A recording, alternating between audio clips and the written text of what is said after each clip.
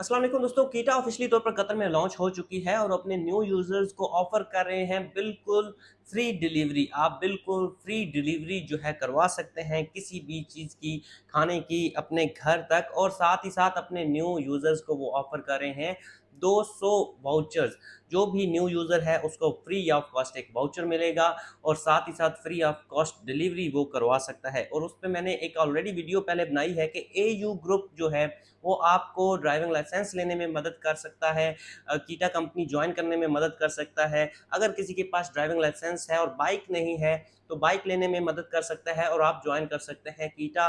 और दूसरे साथ ही साथ दूसरी डिलीवरी कंपनीज में आपको ज्वाइन करने में एयू ग्रुप जो है वो बहुत अच्छी सपोर्ट करेगा।